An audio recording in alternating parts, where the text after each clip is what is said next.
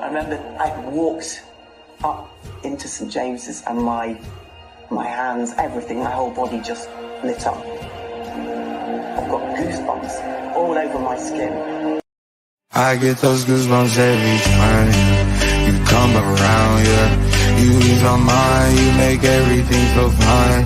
Worry about those times, I'm way too numb, yeah. It's way too dumb, yeah. I get those goosebumps every time I need the Heimlich, throw that to the side, yeah. I get those goosebumps every time, yeah. When you're not around, when you throw that to the side, yeah. I get those goosebumps every time, yeah. 713, through the 21, yeah, I'm riding. Why they on me? Why they on me? I'm flying, sipping low-key. I'm sipping low-key and honest, rider, rider. I get those goosebumps every time you come around, yeah. You ease my mind, you make everything feel fine. Worry about those times, I'm way too numb, yeah. It's way too dumb, yeah. I get those goosebumps every time I need the Heimlich, throw that. Oh, hello. It's been a while. You're well. Welcome to Loaded Bag NUFC, the fully loaded transfer show. We are back again.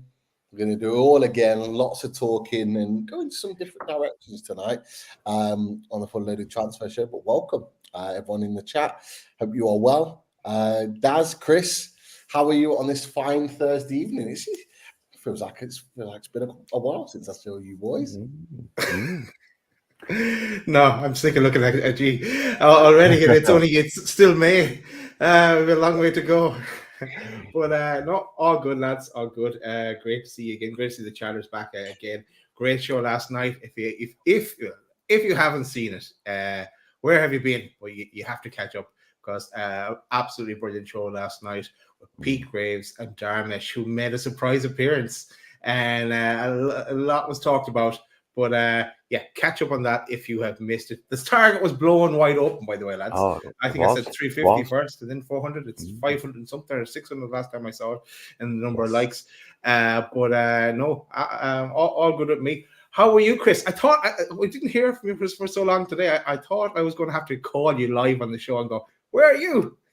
Yeah, mate.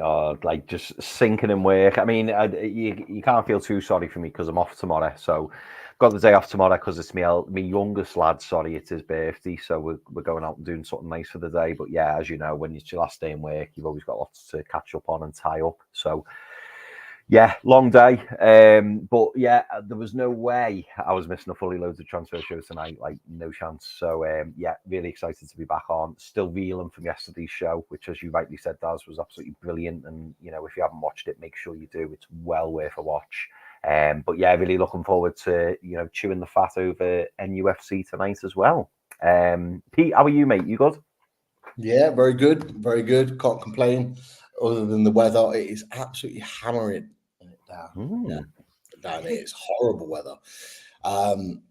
But yeah, you can't complain. It's been a nice chilled day with the family.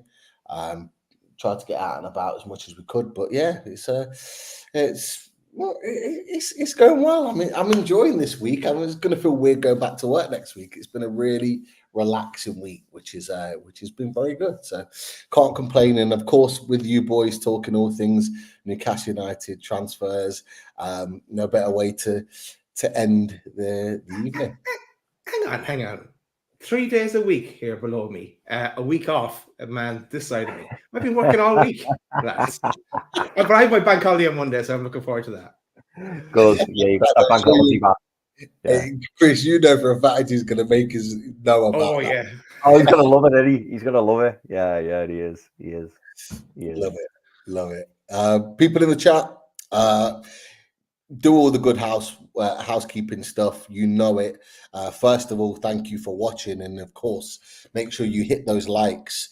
And if you're new to the channel, consider subscribing. And like Ethan Stormer has, get your questions in the chat. We will come to those questions tonight. Apologies if we missed your question last night. There were so many of them. Couldn't get through them all. put your questions in transfer related tonight, and we will do our best to answer those questions for you. That is for sure. Boys, where do you want to start? Where to start? There's a few things that we could go through. And look, first of all, let's just talk about some of the stuff that's kind of happened recently and happened today. Confirmed, Mark Gillespie has had his contract extension for another season. We kind of expected it, boys. We kind of thought it was going to happen. Some people, though, some sections of the fans, small sections, of course, but are annoyed at this, see it as a negative.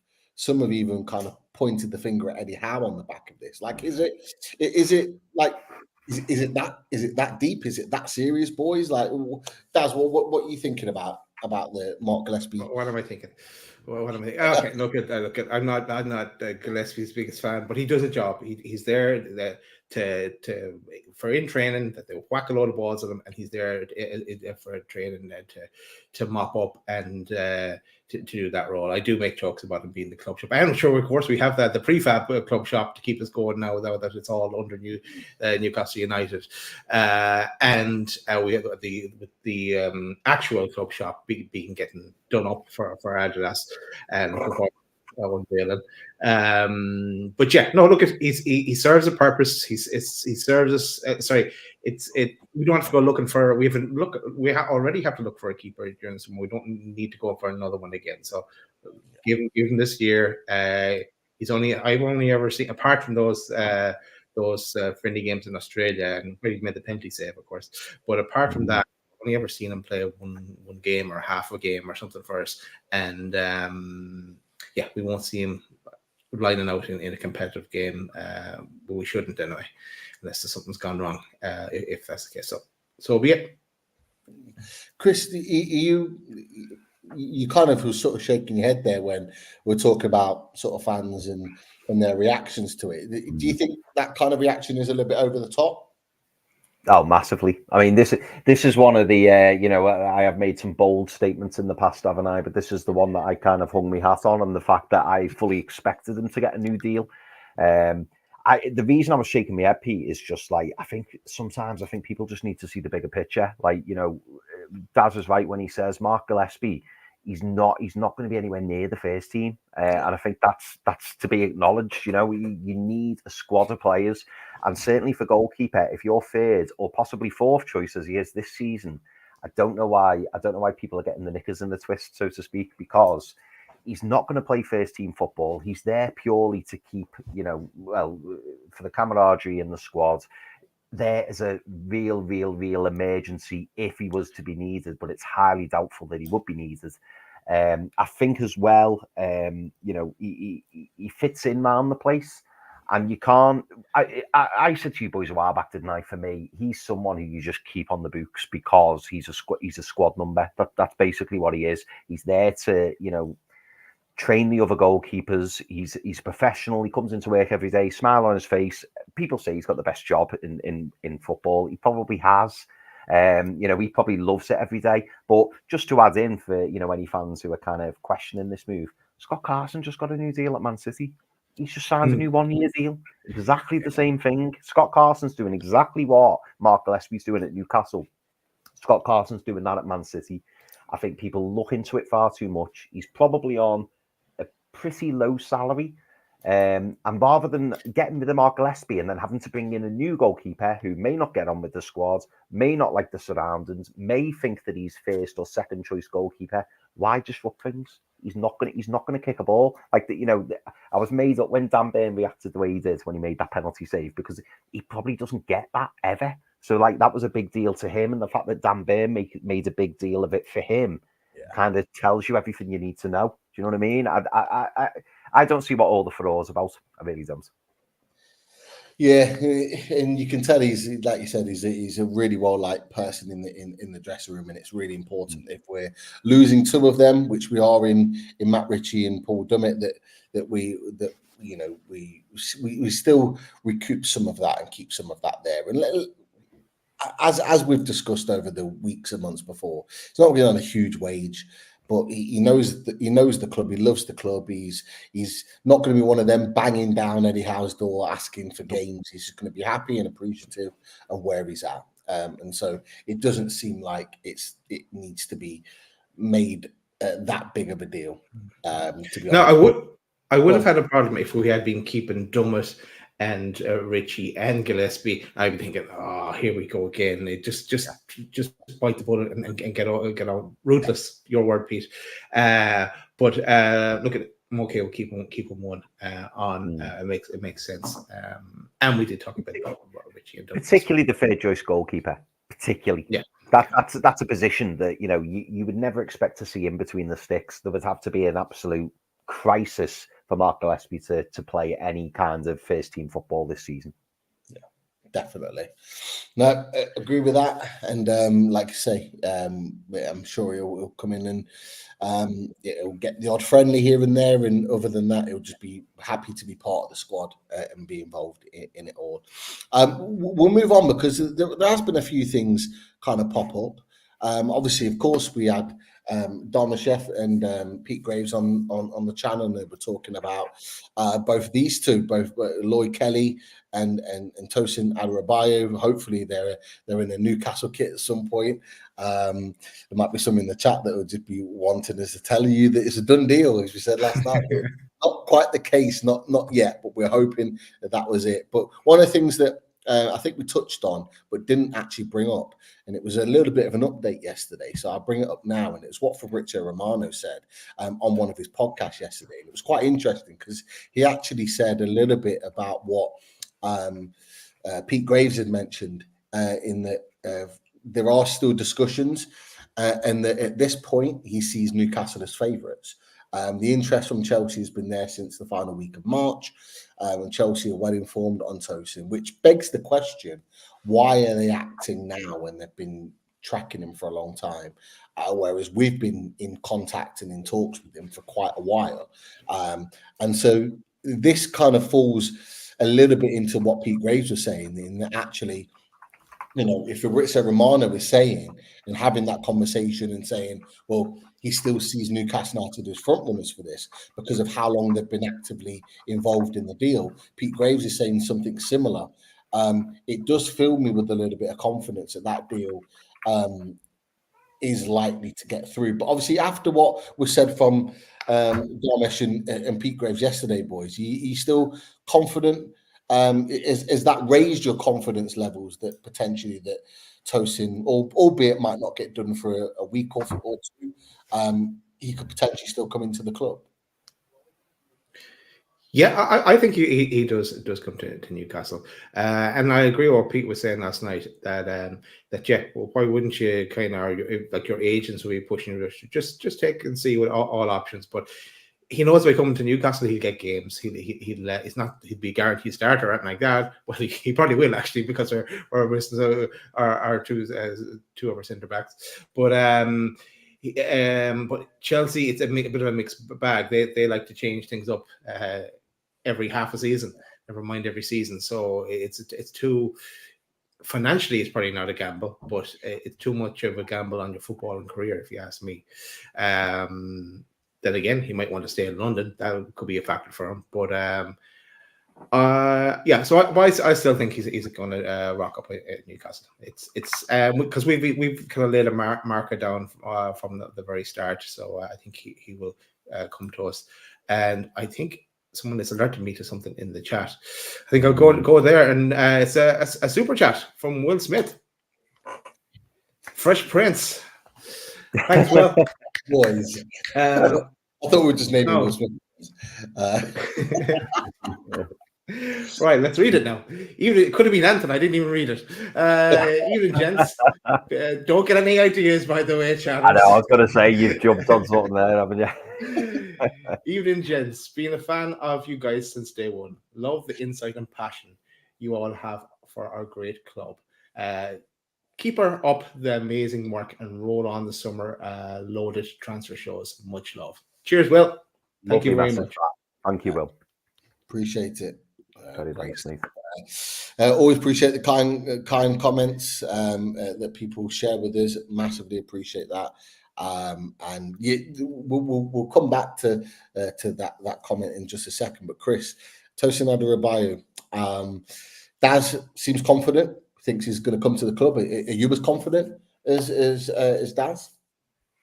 Yeah, do you know what? I think so. I don't see why we shouldn't be confident in getting him, because the other clubs that have been mentioned, the Man Uniteds, the Chelsea particularly, there's a lot of competition for Tosin Adarabioyo, and if he wants any kind of first team football and not to be potentially farmed out on loan, to Belgium or Holland or whatever, it would seem like a pretty good move to go to Newcastle, because not only would he come in as, well, you could argue he would come in as second, maybe third choice centre back, but also he's joining a club who is only on the up, who's got a little bit of stability. Let's be honest, Chelsea don't currently have a manager. I don't think Maresca's been confirmed yet, has he? Unless something's broke today.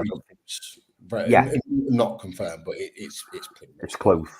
Yeah, I mean, so they've got a brand new manager basically coming in, regardless of who it is. Brand new manager. Erik ten Hag, I would say he's hardly on settled ground. So again, a little bit of uncertainty there at Man United. And is he first choice as well if he joins Man United? This is the thing. So yes, he will probably get better wages. And yes, Chelsea and Man United, if you look at the course of history, more successful clubs than Newcastle. But if you look at the landscape and you look at if you said to most people who's going to win the most trophies in the next 10 years, there would be a fair argument for Newcastle to be in that conversation, in my opinion, because we're going in the right direction.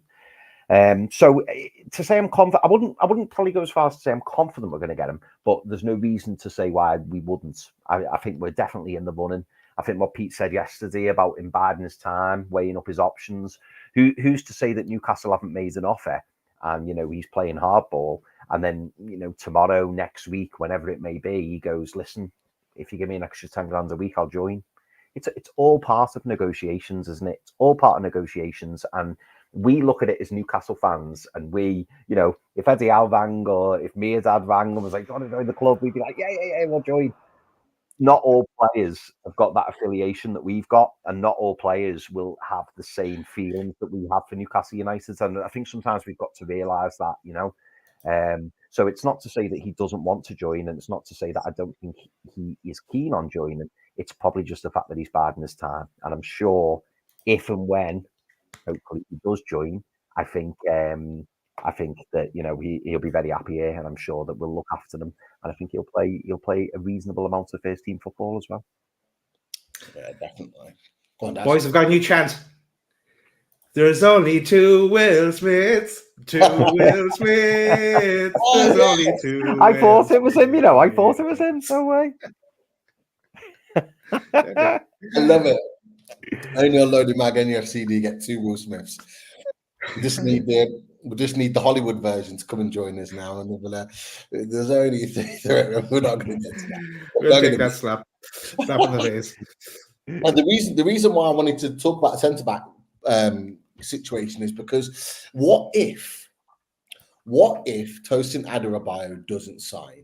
And the reason why I'm saying this, guys, and people in the chat, is because I do see Lloyd Kelly as being a signing to play left back. He's played left back pretty much all season for Bournemouth. He can play left centre back, definitely, but he has played all season left back and played really well, by the way, at Bournemouth at left centre back. So, left back, which is why I think Lloyd Kelly will be that left back option. So, if Tosin Adarabioyo doesn't sign, like what do we do next? And look, these are just suggestions that I'm going to put in. I'm not saying we're definitely going to sign these players, whatever. I'm just going to put these out there. Is that do we go?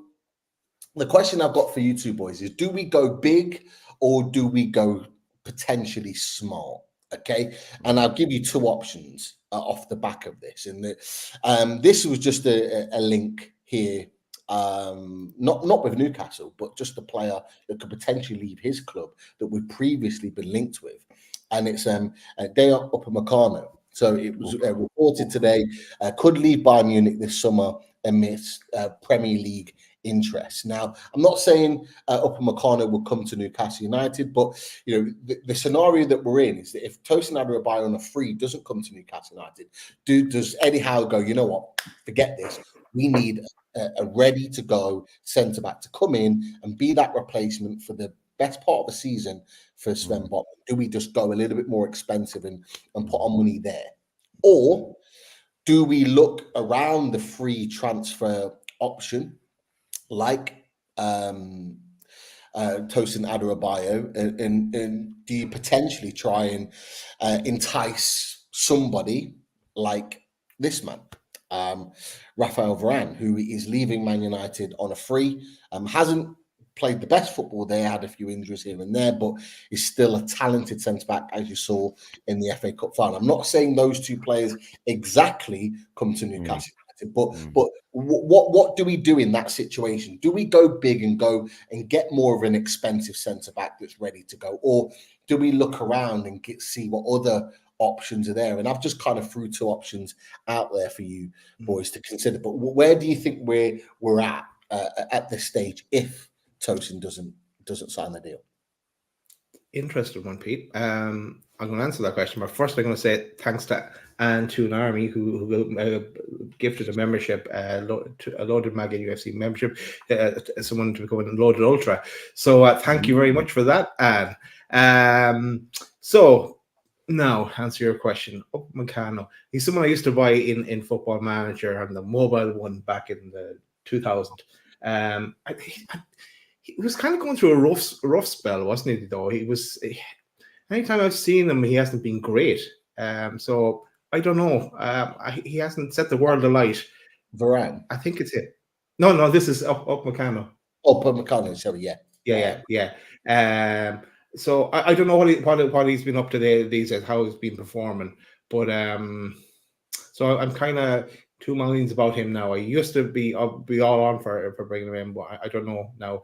And I imagine he would command big wages, as would Varane. Varane would be looking for that one last payday. So I don't. He's a quality player. He's been injured a lot this season, I think, but did well in the cup final. But I think that's. I wouldn't be going down that route. I don't think we would go down that route. To tell you the truth. Where would I go? I'm going to go. I really want a goalkeeper more than spending big on a centre defender. Now I've kind of changed my mind because I was all on for. But I like this one from you marked Chris, from Mark Shafto, who says that Sporting Lisbon are making a move for potential replacement for Osman Diomande, who someone I've been talking about for a while, and he is quality. But again, his release clause is something like 80 million euros, so we'd have to be trying to get him for an awful lot cheaper than that. And do we have that kind of money to be splashing when we need to strengthen elsewhere? I don't think so. So, yeah, I'd have to weigh up all options, Pete, but I think I'm not too sure about those two options that you've given me there. Yeah, there were just options. You're absolutely right. Diomande is one option there for sure. Chris, what are you thinking? Which one would you prefer to go to? Would you prefer Newcastle United to use part of their budget to spend on an expensive centre-back, or would you prefer them to go and kind of have a cheaper option to allow them to spend more in other areas? Yeah, it's a great question, Pete. And to be honest, that was kind of going to be the basis of my answer, really. I think for me,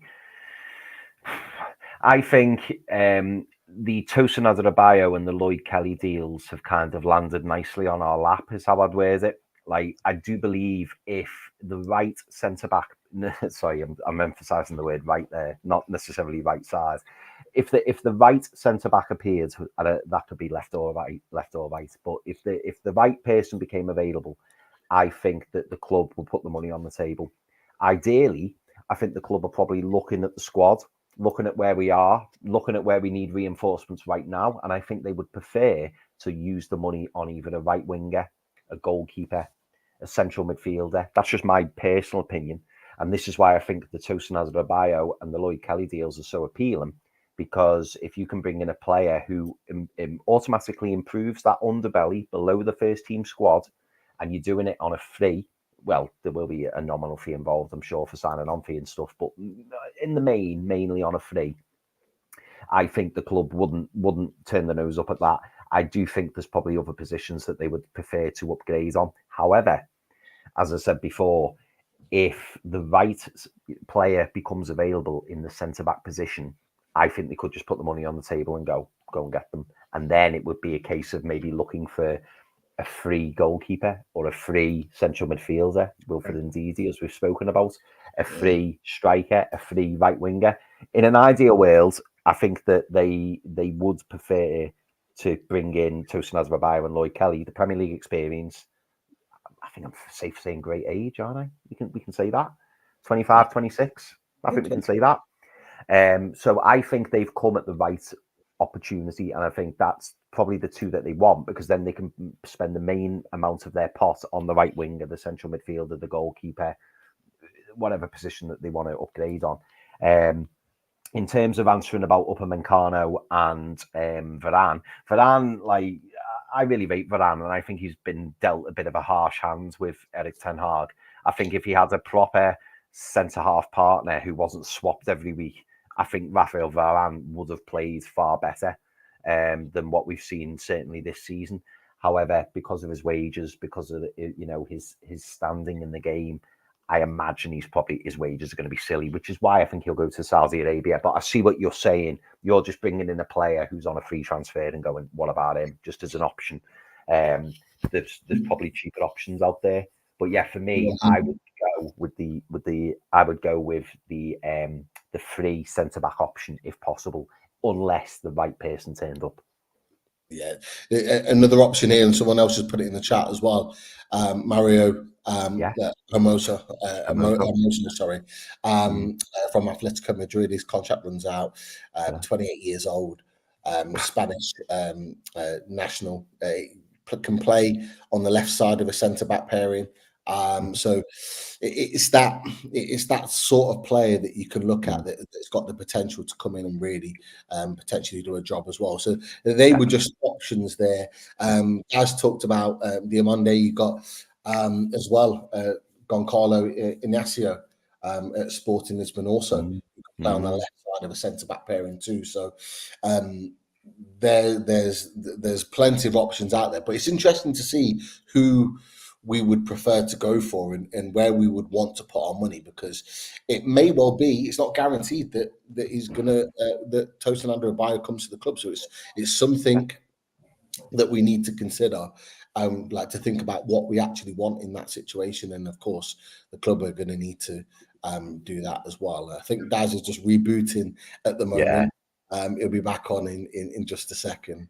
Just to jump in a sec, Pete, just one sec. I just want to give another shout out to Antunami, who's been a member for 16 months. So, Anne, thank you so much. I know you've already gifted a thing, and I'm going to come to that in a moment because I think you've gifted another one. Been very generous, and thank you.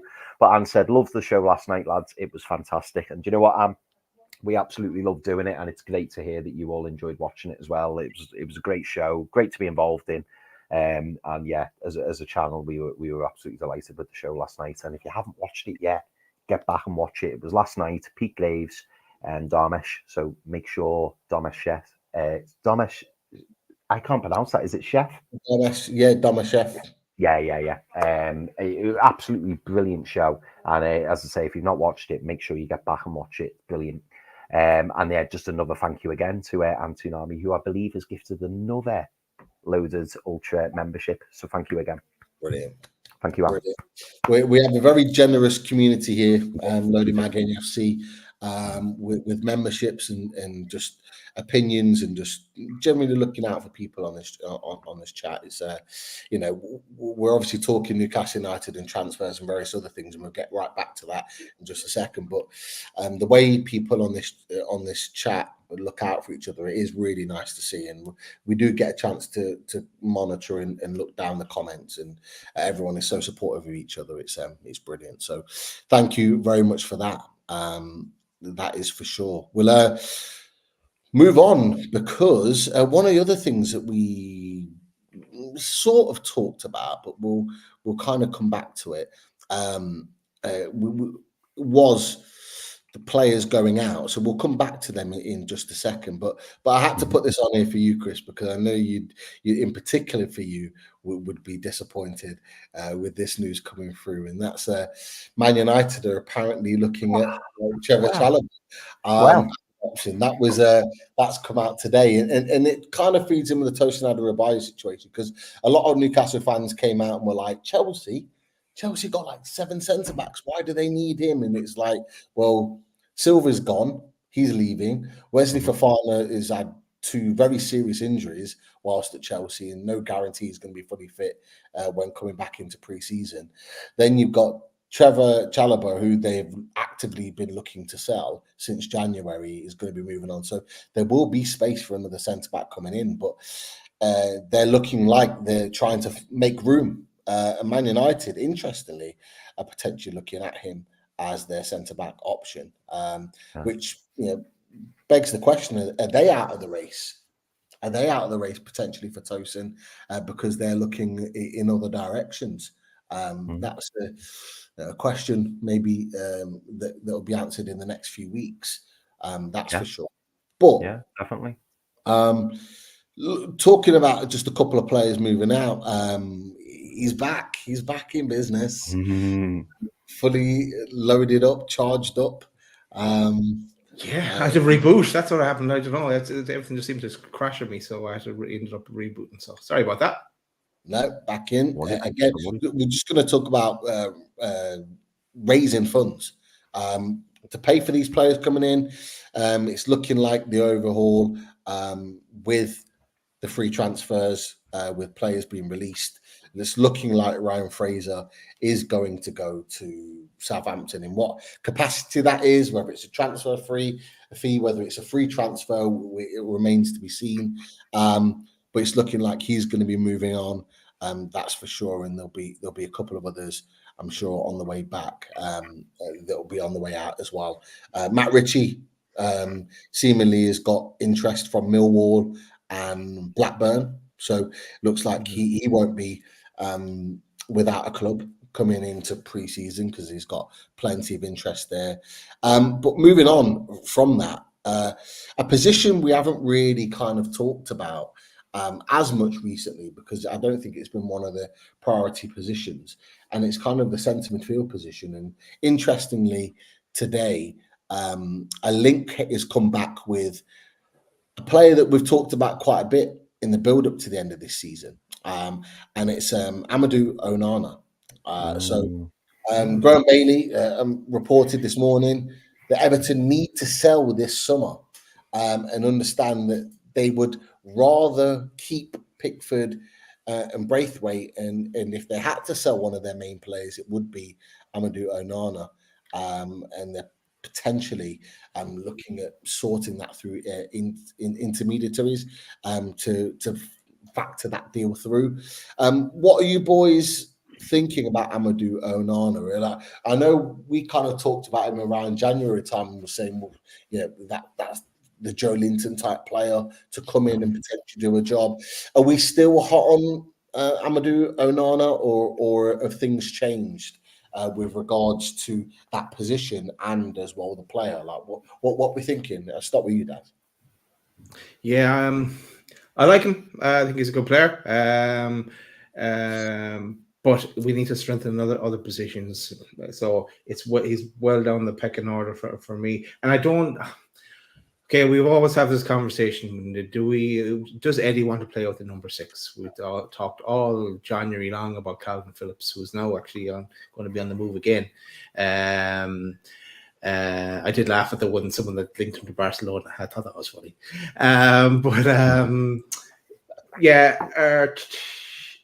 He's down the pecking order. A keeper, sort out our central defenders.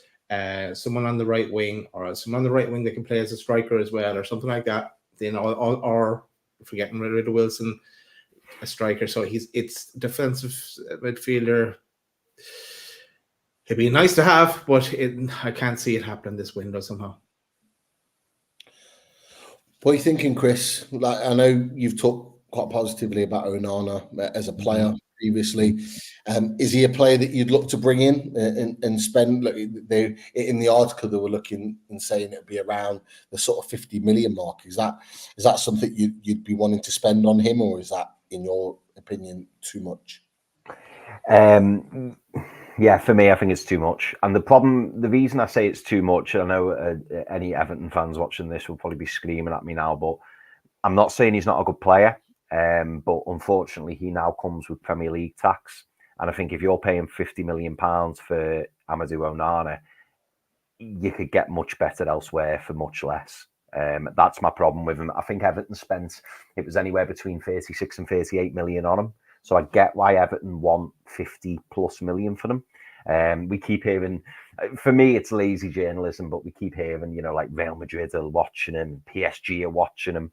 And I just don't think he's that level. I think Frank Lampard took a risk on him by bringing him to Everton.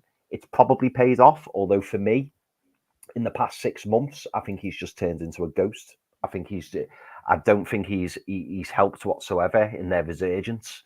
You can put that down to injury and stuff like that, so maybe I'm being harsh, but whenever I've watched him, he wasn't like he was in the first season, where you watched him and he was standing out. He was everywhere on the pitch, big, strong, powerful, travelled well with the ball, got in the box, was defending in his own box.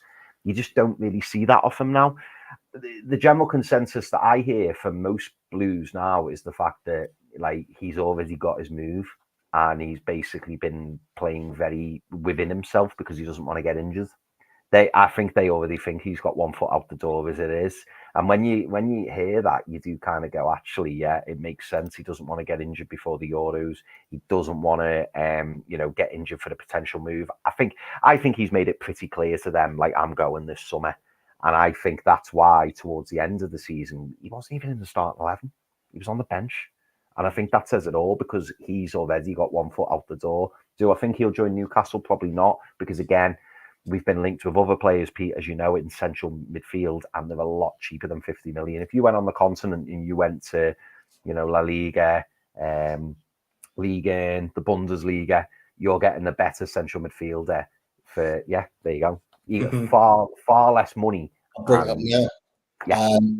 So Romano today said Fofana's exit in the summer window is almost guaranteed that he's not negotiated a new deal with AS Monaco. Interest from England, Italy, and interesting to see how it gets on in the coming weeks. There you go. I think your point is more than valid, and I think a few others have said similar. You look at the quality of both players. For me, I'm going Youssouf Fofana all day long.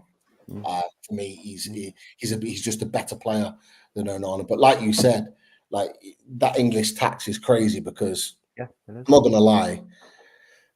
I was by January seeing some of his performances. I was thinking, you know what, he could do a job in this team. There's something there, but it just makes me think that maybe he's putting those performances in because he thought he might be getting his move in January.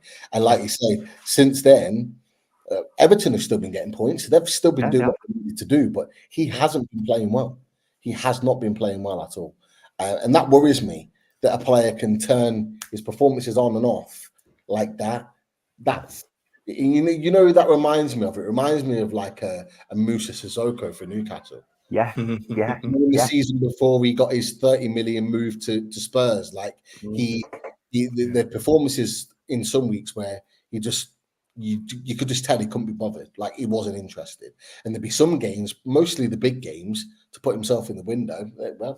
We talked about him before. Another option there. But there are some games, potentially, mostly against the big clubs, where Moussa Sissoko would turn up and just be an absolute battering ram. And you think, how is he playing like that 1 minute and that the next?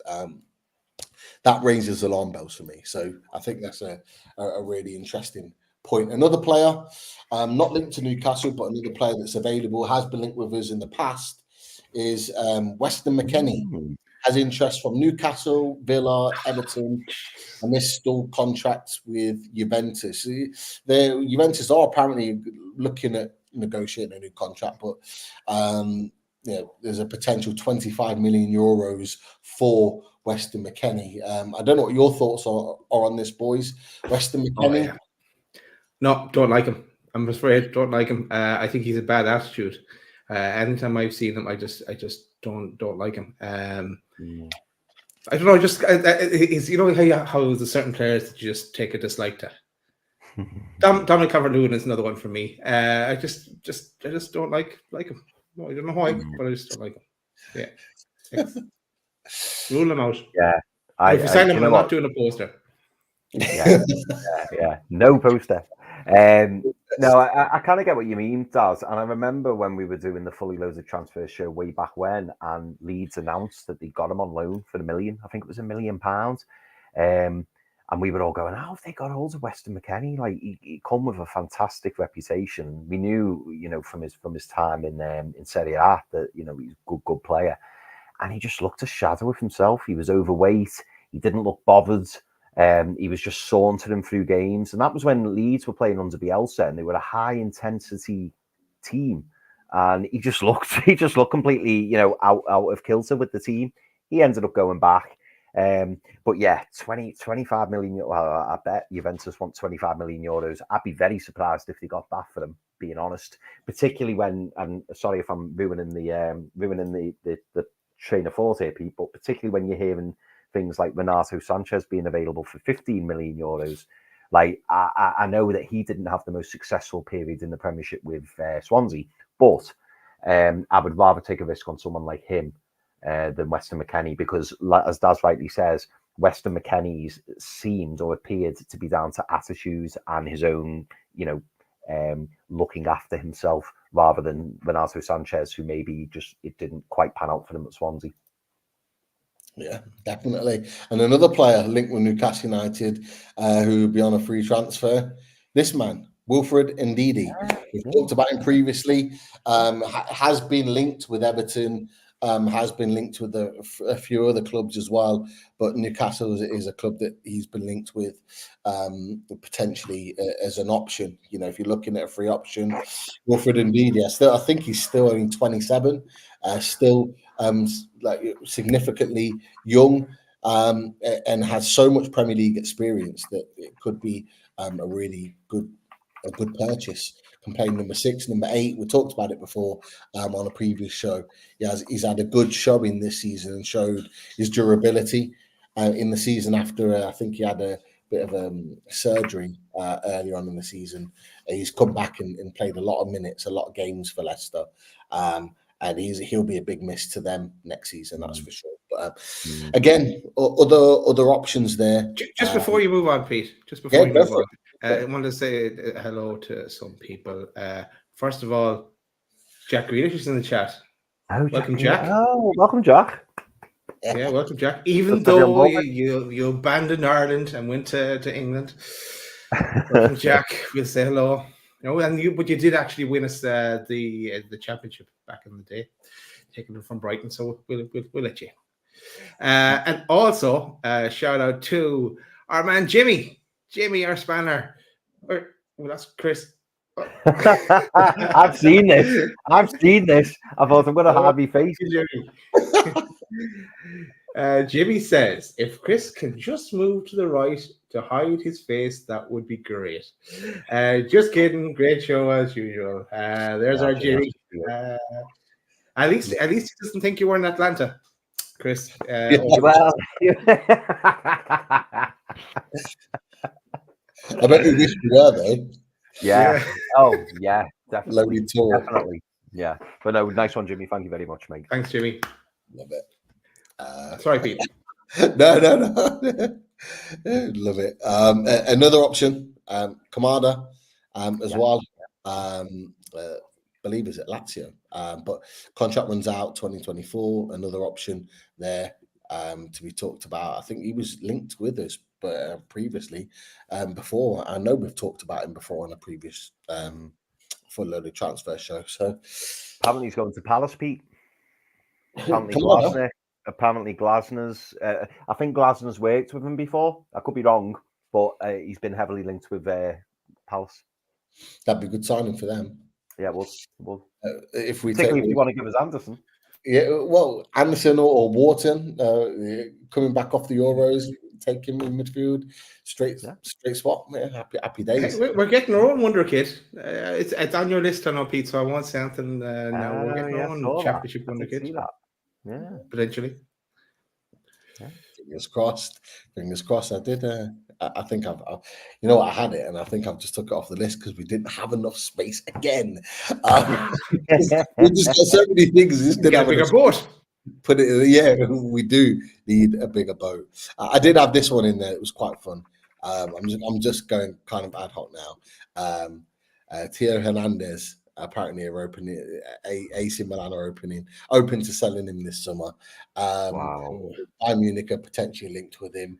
I just thought I'd drop that one in there, not because we'd sign him, because we wouldn't, but just memories from this time last year when we thought we could get both Tonali and Hernandez.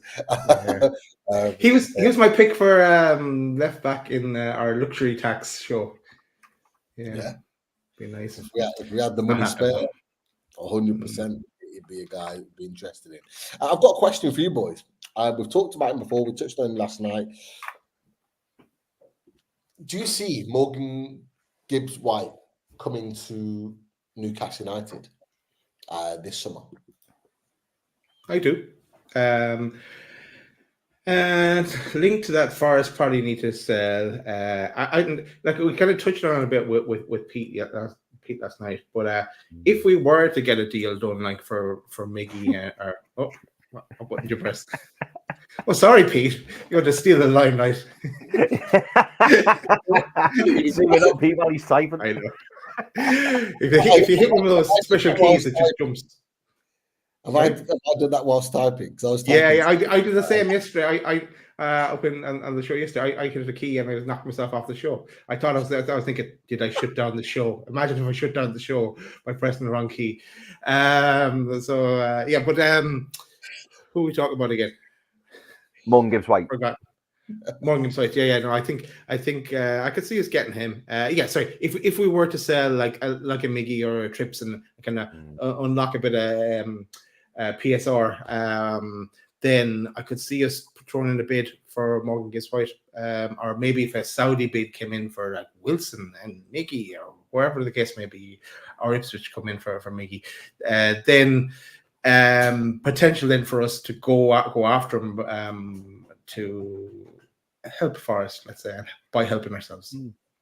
If it goes into July and August, lessons, but before then maybe. That's what I think. Yeah.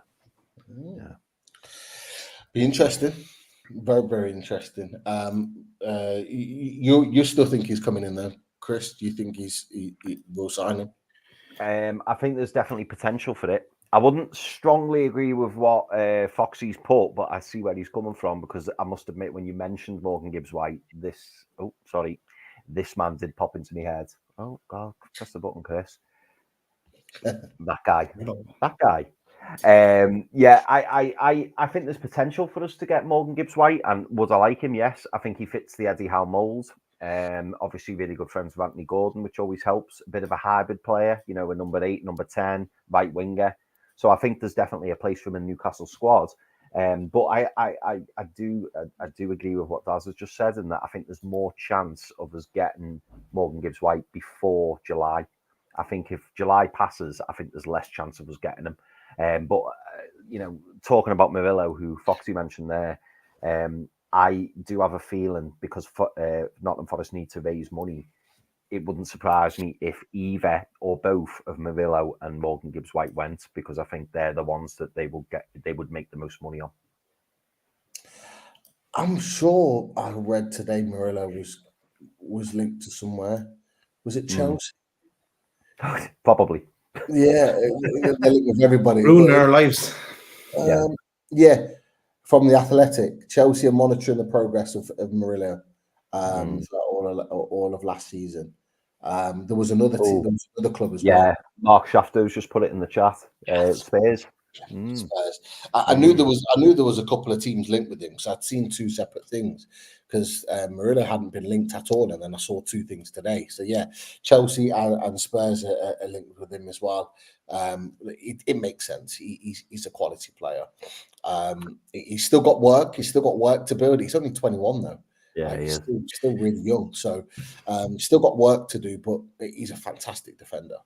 You know, first and foremost, you buy a defender to defend, and then if they're good on the ball and all the rest of it, after that, brilliant. But we know he can play football. We know he can score goals. We know he can defend. He's someone that you can really just sort of build your team around. That's for sure. So yeah, I agree. I'll be definitely looking at him as an option. That is for sure. Sorry, Pete.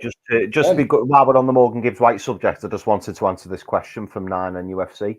And in fairness, Pete, you can probably talk more about it than me, but I seem to remember you saying ages ago that it was rumoured that Forest had paid 40 or 50 million for Morgan Gibbs-White, because that's what the media said, because I think it was a deal where money was paid up front and then it was a fee rising to 40 or 50 million. But the actual reality is that they paid more along the lines of, was it about 25 million, did you say? They paid 25 million as the initial payment to Wolves. And then the increments based on appearances or various other milestones worked up to 40 million. Now, speaking to a Forest fan this season, I think it was January when we were heavily linked with him. And was it Dor? It was Dor, wasn't it? Yeah, Dor. I had a chat with him, and he had mentioned that at that point, Forest had only paid 30 million. So they'd only paid an additional 5 from the 25.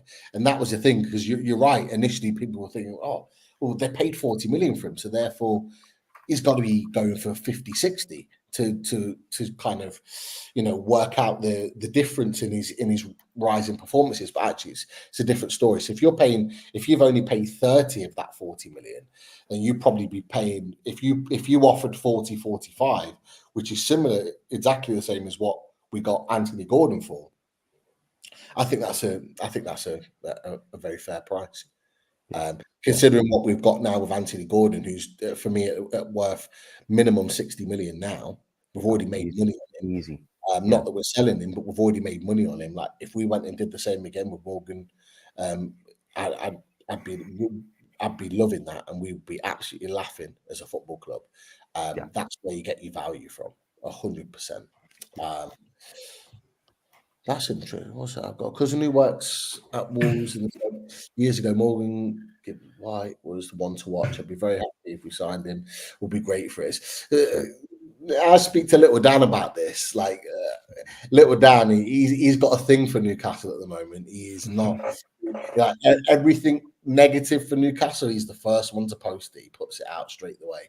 Like he's putting him in the chat and he's laughing at anything negative Newcastle. He really has a bee in his bonnet about Newcastle United. And I think it's all because of the links with Ruben Neves last season, and then the links with Pedro Neto this season. I think he's really got a little bit of an issue there. But before that, talking to him about Morgan Gibbs-White, he was always quite angry about him. And I think it's pretty much because he's left Wolves and become a real player since. So I think it's more that than anything else. So when speaking to Wolves fans, they don't talk about him very positively, and it's because they had him from a young age. He didn't really find his feet there. He left and went on loan. I think it was to Sheffield United. He had an absolute storming loan period for them. I think he got them promoted. I think he got them into the Premier League, and then he moves to Forest. And I don't think they're best pleased that they're not seeing the best football of him off the back of that. It's always the way. It's always the way. But just noticed that with Wolves in particular. But yeah, and that's probably why they have an issue with Nuno, as Yano said, because he's the one that sold him on. He didn't want to keep him. And I know at that point, Wolves fans were desperate for him to come back. Desperate. But they took the money instead. Boys, just an observation. Has anyone ever seen Jack Grealish and ASM in the same chat room? Because I haven't. I have my suspicions. I've not. No, throw that out there. There you go. The test is on there. The test is on. There you go. That's multitasking for someone. Yeah. Love it. Love it. Right, well, there's a few others wanting to talk about. Let's talk about the striker department. There's been an interesting update with regards to this man, Dominic Calvert-Lewin, Daz's favourite as well. I'm probably a bit more reserved about it. Daz is just blatant with his feelings on it. But, has been linked today that Everton have open contract talks with Dominic Calvert-Lewin and are looking to offer him an improved contract, which potentially that link with Newcastle United can completely go away to the joy of a significant section of the fan base. I'm not going to lie about that.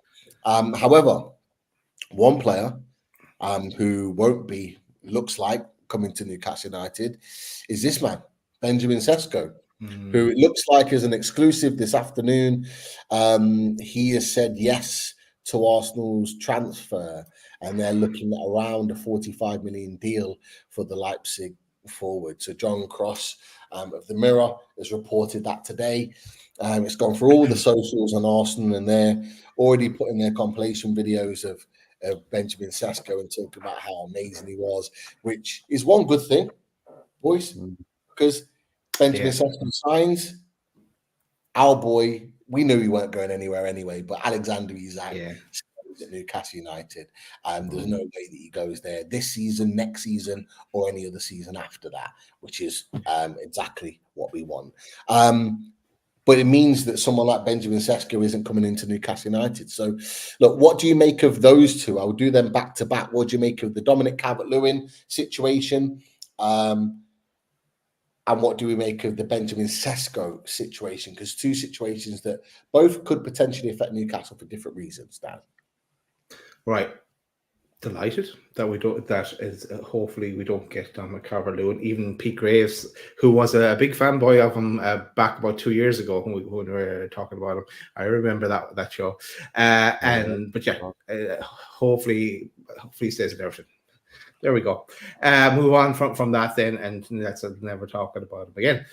Then Sesko, yes, a bit disappointed on Sesko because we identified him from a good few years ago, and I thought we could, especially when that low release clause started to be talked about, and then it was due to increase depending on his performances. So I thought that's why I kind of ruled us out of the equation. Then I thought it was going to be 65 million, so I said no, we're not going to pay that, or euro, maybe 65 million euro, but for 45 million, that's a bargain for Arsenal, and he will do well at Arsenal if he goes to Arsenal.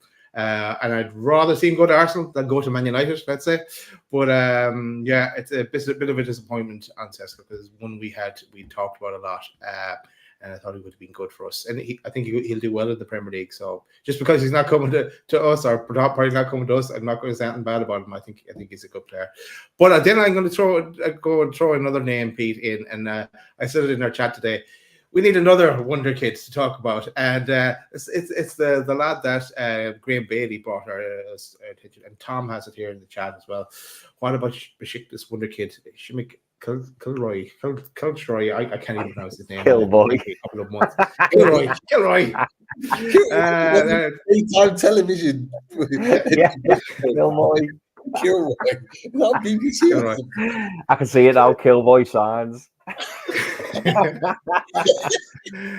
are we talking about loading bag NUFC? I love it. How would you pronounce his name?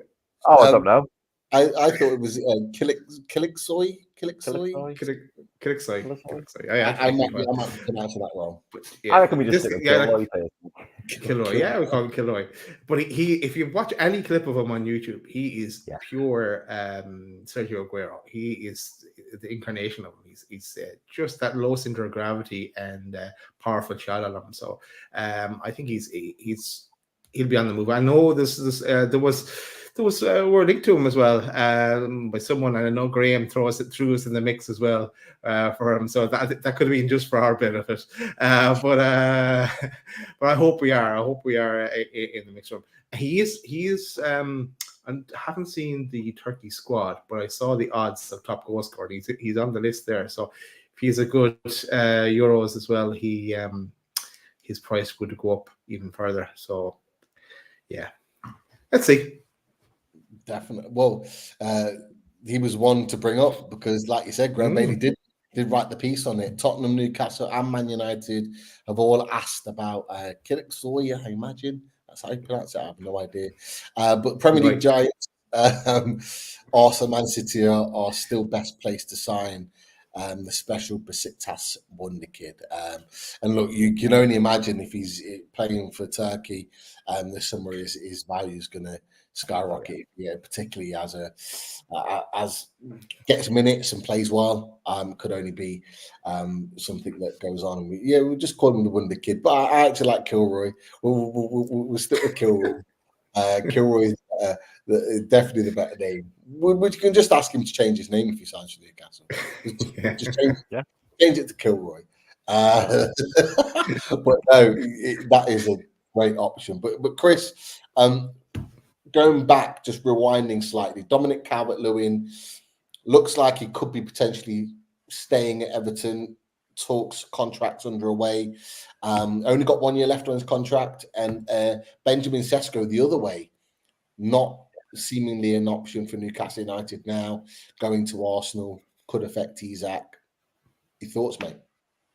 Yeah, so like I'll be upfront and honest here. Like we've talked about Dominic Calvert-Lewin, haven't we, for the past couple of weeks? And I've not been completely closed to the idea of Dominic Calvert-Lewin, but the news that we're potentially not getting him is I'm not unhappy about it. Like I'm quite pleased about it. I certainly didn't dream last window or last season, last summer, I hope we get Dominic Calvert-Lewin. As I said to you boys, I think if he was a third choice option at 15 million, yeah, I'd probably be interested. But if we're looking bigger and better elsewhere, I'm happy with that. You know what I mean? Like he was never someone I wanted to come in and replace Callum Wilson. That was never an option. He was always going to be a bit part player. Like I wouldn't want him as the number 2 because he just wouldn't be fit. Simple as. On Sesko, I can't lie, I'm disappointed. I hope the rumours aren't true.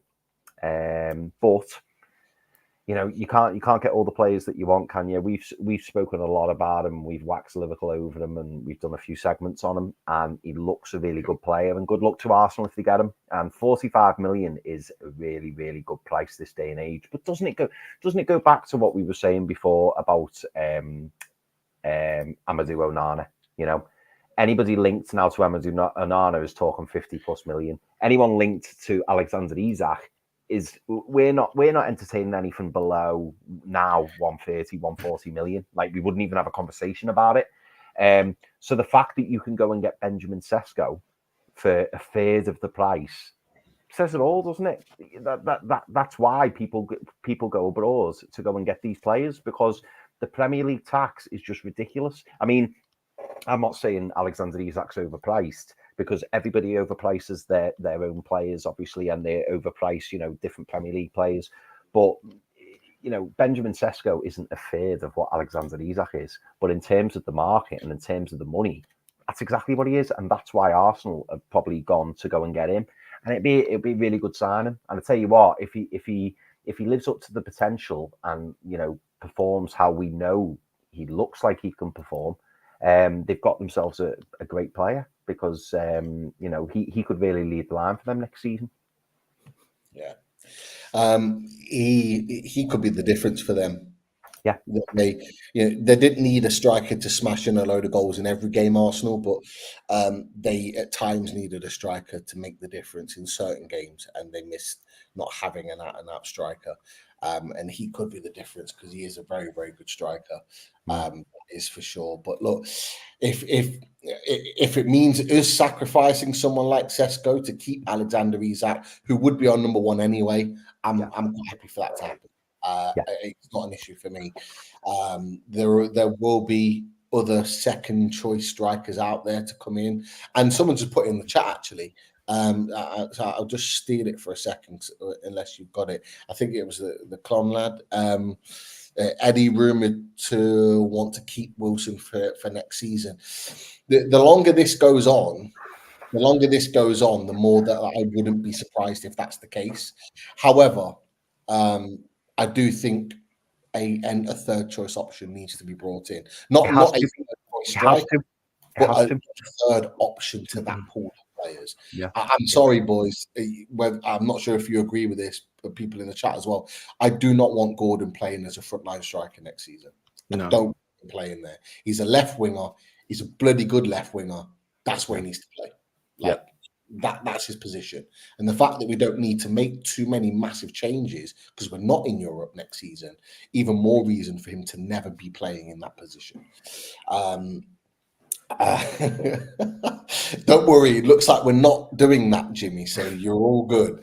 That's it. Someone put in Garassi, James Logan with the question mark. We Full Loaded Transfer Show, I think it was on last Sunday when we did the Where Now. Great show. Take a look back at that one. We did talk about sorry, James. Yeah, we did talk about Garassi, and he is heavily linked with and this brings on to my next point, linked with Borussia Dortmund. And the reason being is because this man, I was going to bring up to you boys next. To add this into the show yesterday to talk about, but we brought it in there. There we go. Our chat is absolutely on fire. They're on it.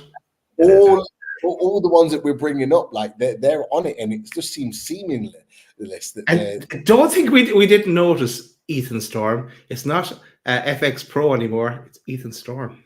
Oh, really? I hadn't even noticed that.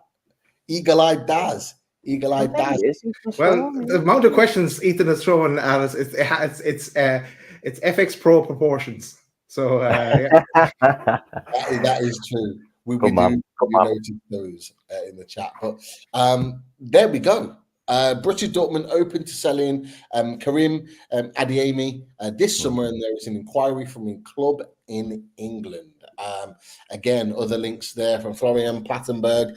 If you're around at the Full Loaded Transfer Show during January, you would have seen Florian Plattenberg plastered all over our screens with the links of Kieran Trippier because he was hot on that particular deal. But yeah, says at the right price, they're open to potentially selling the 22-year-old winger, stroke forward, can play. Why would they sell him though? To fund Garassi. This is what Dortmund do. They trade, and if you think about it, it's a really interesting question actually, guys. Before we get on to Adeyemi as a player, I think it's a really interesting point because you think to yourself, well, why would they sell him? Because he played well against us last season. It was unbelievable. Mm-hmm. And you think, why would they want to sell him? But ultimately, it could come down to, do they want Jadon Sancho more? Yeah. So if they want him next season, they know they're going to have to pay a little bit more than they would normally pay for a player to get him back at the club. So do they sell Adeyemi for a higher fee, get Garassi in for a cheaper fee, and anything else that's left over, put it into the Sancho fund? And that was kind of what I got from that. I could be completely wrong, but just looking at that deal, I think most people are asking the same question, Daz, as you did. Like, why would they want to sell him? But that was the thing that I came up with. I could be wrong with that one. But Adeyemi, boys, we've kind of already briefly touched on him, but would you take him? Winger, can play up front. Is that's the remit, isn't it? Would you take him? You'd be delighted to take him. We'd do a week-long special if we got him, I think. God, but will he? If he's going to go, would he like go to someone like City or someone like that would blow the budget? But yeah, you are right. Like Dortmund they usually it's always going to sell to Bayern. But now if Bayern now changed their model and going to buy from Bayer Leverkusen instead. But be interesting if he is on the move where he ends up. But then again, like PSG. If it wasn't there talk of them looking at KK, they might be look towards him instead. Because KK, I think, is staying at Napoli from the rumors again yesterday. So as it chops and changes. I think Adeyemi would be a great signing, and he's 22, great age. So he definitely he certainly fits the mold, as you say, Pete. He's a winger, come striker. And the thing as well, which is even more attractive in the main about Bundesliga players, is the fact that they're not on silly wages. So I imagine at Dortmund, given his age and the fact he's in the Bundesliga, he mustn't be on ridiculous wages. So if Newcastle were to come in and offer him 70, 80 grand a week, it keeps it within our budget. But it's also a significant pay rise for them. Oh, and by the way, you get to play in the Premier League. Like, I think he'd jump at it. I really do. The only problem we'd have is if, obviously, like a Liverpool or maybe a Tottenham or a Villa come in for them. I can't imagine Villa will, because they've got loads of wingers. But, someone like that who can offer European football, that could be an issue. But if you go in, swoop in, get the deal done, why not? And he's seen himself the atmosphere at St James's Park. He played in it. So, he will know. How great it is at Newcastle. He'll have seen it firsthand. And we gave them a decent game home and away. Yes, we came away with no points. They beat us home and away, but he will have seen, the prospect of the fact that we're only going in the right direction. And I think if the owners sold it to him, I don't see why he wouldn't come to Newcastle. And yeah, you're right. I by the way, Pete, I completely agree. I think that's exactly what Dortmund are doing. I think they want Jadon Sancho because he's been a sensation since he came back. That Champions League performance was brilliant, like really, really good. And they're probably looking at this and going, do you know what? We can get him cheaper than what we sold him for. Go and get the deal done. So yeah, it wouldn't surprise me. And I noticed the other day that the chairman came out, didn't he? Or the president or whatever it may be. And he was like, yeah, he's not for sale. He's not for sale.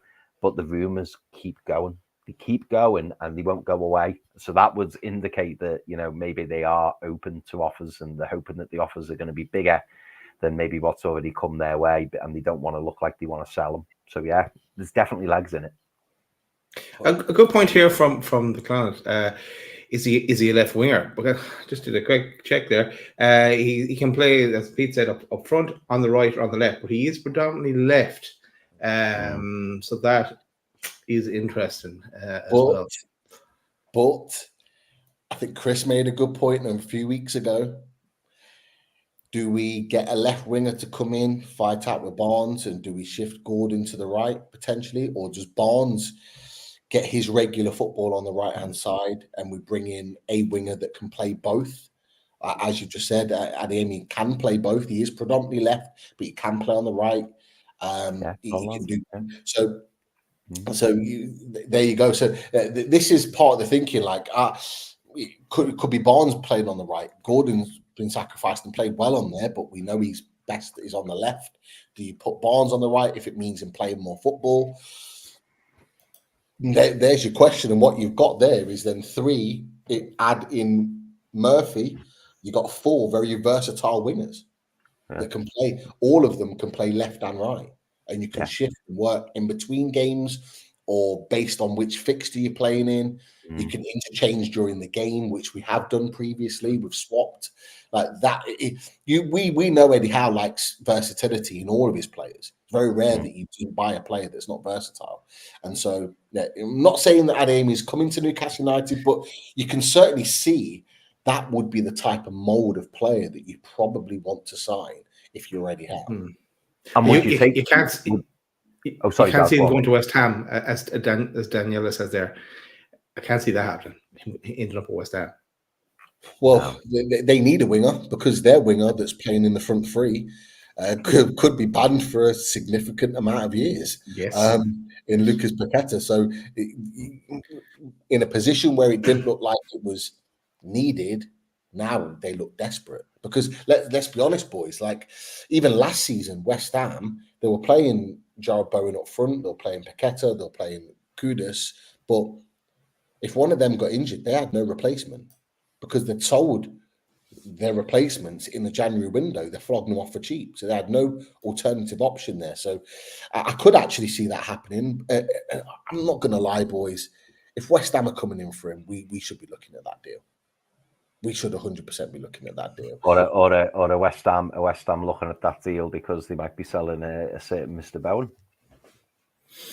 Well, I would take that. I would take that. But to be honest, I'd take either one of those players because I think they'd be a significant upgrade. Here's a question for you boys.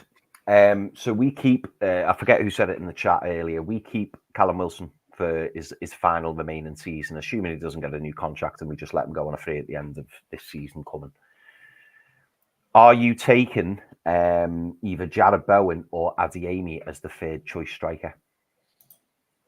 Would you be content bringing in a Jarrod Bowen or Adeyemi, knowing that they're a winger who can play as that third choice striker? Are you happy with that? Are you then looking at your central midfielder, your centre back, your goalie? Are you discounting the third choice striker if we were to bring one of them to him? Yeah. Yeah, but then we have to keep Wilson. We can't just go with Isak. We need some option, and we still need to find someone from youth level, someone that can sit in the bench, and someone that he would actually is willing to give a run out if we're desperately in need of a striker to come on the pitch, where we have been this last season, and he didn't do that. He didn't pull the trigger. You know what, boys? That could be a genuine option for this summer to kill two birds with one stone. Is to get a player like that, Bowen or Adeyemi, that can play up front, not every game, not as the main guy for a whole season, but can come in and do a job. But Bowen, we know, has played significant games for West Ham as the forward when Antonio was injured in January. Up until, I think, March, he was playing as a frontline striker. We know he can do that. That, for me, does two things. One, as I've said, kills two birds with one stone. You're getting a winger in with significant quality, someone that can cover your attacking positions. And then what I think it does, it kicks the striker conversation down the road for another year. You keep Wilson. You see him out of his contract. You let him go on a free.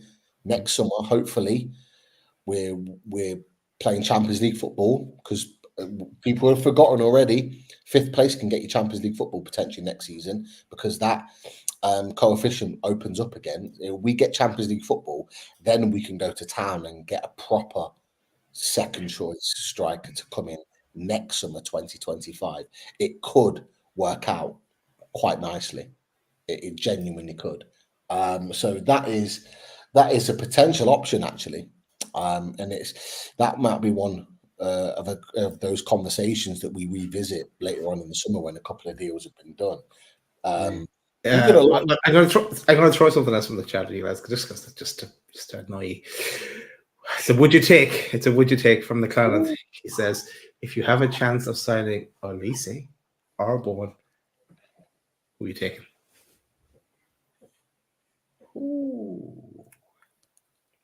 See, if it was just predominantly a right winger, I'm taking Olise. If it leads into that conversation we've just had, and we're keeping Callum Wilson, and I want someone who can play as a forward and a right winger, I'm probably taking Bowen. And I'm going to add something else in from Foxy, and he's a very good point, and I definitely look at the age side of things as well, because he says financially it makes 0 sense for us to splash 100 million on a 27-year-old, especially when it seems we're trying to be careful with how we spend. Brilliant player, though. Bowen's not 100 million. We're not. He's not that. Yeah. He's not. He's not going for 100 million. There's no way that they're going 100 million for Jarrod Bowen.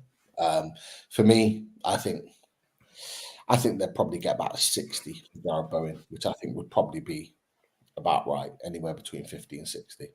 I don't think they're getting anything more than that. But for me, I think I can't disagree with what Chris has said. Like, if you're going out and out winger, probably Elise, because of his age and his numbers, he's putting up a crazy. But if we're looking at that hybrid player to tie us over for a year that can do both positions, you're probably spending a little bit more money to get Jarrod Bowen into getting the player ready to go now, absolutely now, that can hit the ground running. You know, Eddie Howe's got it all to lose next season. The club have got it all to lose next season. We have to hit back. Opposition fans. I was speaking to opposition fans in the 12-man chat and various other fans. They're all convinced that Newcastle United are coming back with a vengeance next season. Like Dan United, he was in the chat arguing with Billy about Aston Villa again, and Lord, it was an absolute we were on our show with Darvish and Pete Graves, but all I could see in their chat is them arguing, and it annoyed me because it interrupted me watching The Gentleman. I was like, boys, I put it on pause. Can you please stop? I literally said that because they brought me into the conversation. But literally, they are expecting Newcastle United to come back with a vengeance next season. And does Jarrod Bowen allow you to come back with a vengeance and hit the ground running? Most definitely. Mm-hmm. There's no settling in period. There's no easing in. He's a guy ready to go. But Elise would be a tremendous signing for Newcastle with a significant sell-on value. Boys, will we do a few questions from the chat? I know we've been mixing them in as we've been chatting, but we'll end up missing out on the 31 starred comments otherwise. Let's do it. Because other than Adeyemi, there was to be fair, I was going to bring one up, but actually I think there was a question about it. So about another striker. Do you want to go there first? We'll go there first, and I'll find the question to match. We've been linked with him previously. Got a bit quiet, but another one here, Joshua Zirkzee. Receiving interest in Man United from this particular report, but Newcastle have been interested. Apparently, we've had people watching him. Bologna, fantastic. I believe they've got Champions League football this season. I think they've finished in top 4, which is a fantastic achievement for them, but has a release clause apparently that is valid for 6 weeks from July the 1st. So one to keep an eye out on there. And I think someone did put about Joshua Zirkzee. Go back to the January transfer show, fully loaded transfer show. We did talk about Joshua Zirkzee in a little bit of detail. He is a terrific young striker that's very similar to Isak. Left Dortmund, Isak went to Sociedad, did his football there. Joshua Zirkzee did exactly the same with Bayern Munich. Left there, applied his trade at Bologna, and now is seeing the fruits of his labour. Another one to talk about as well. That would be interesting. Proper striker. Cool. I was just typing in there, boys, just to let you know. Bologna, I've just checked. Bologna finished 5th, but they got the 5th spot for the Champions League. Yeah. Oh, so he's in the Champions League. Yeah. Yeah. It might go down to 8 or 9 places initially, depending on how things go for European competition. So yeah, 8. They were the big winners. Fiorentina got 8th, and they're going to be in the Conference League. Yeah. So Napoli lost out completely. Yeah, Napoli finished 10th. Napoli finished behind Torino. Yeah. Not a great season. Wow. No, not at all. No. Not at all. Big question. Right, throw a few questions. Will KK stay? Sorry? Will KK stay? Well, they were saying yesterday that he's staying, but who knows? Saying that, boys, if you rewind to the January transfer window, there was strong rumours, wasn't there, that like Osimhen's deal in the summer was wrapped up. It was done. Like he's going this summer. So I don't think they need to sell both. So if Osimhen does leave, and Osimhen's got a perfectly good excuse to leave now, saying I've got no European football, I want to go. They probably would keep hold of KK. I saw something earlier. I think it could have been from Fab. Talk of Chelsea and Napoli are currently not working on a swap deal between Victor Osimhen and Lukaku. Yeah, they're not. Okay. I think the only viable option for Osimhen is going to PSG, but I can't see PSG buying Osimhen and KK in the same window. No, can't see it. No. We'll see. No. Sorry, Daz. Go for it. Yeah, that's comments and questions. Tom Dixon puts in Newcastle are targeting Blackburn midfielder Rory Finneran and with his contract up. So he's 16-year-old Irish international. I was trying to find out where he's born. I couldn't find that out. But if you know, let us know. But I think he went to Blackburn when he was 8, so he's been with them since then. Defensive midfielder. Bring him in, wonderkid, and let Eddie Howe and mold him and get him ready for first team football. If you notice, we're doing that quite a lot recently. We're getting those players, those young lads that are just about to sign their first pro deal, and we're just kind of swooping in there with Arsenal and a couple of other teams. We're just swooping in there and taking them. With us, or certainly attracting them to come to Newcastle with that pathway to first team football, which is really smart. I like what we're doing there for sure. Yeah, it is. We're thinking ahead 2 or 3 years, because in 2 or 3 years' time, when that kid's 19, he could be on the outskirts of the first team, and he'll already be homegrown by then. Yeah, exactly.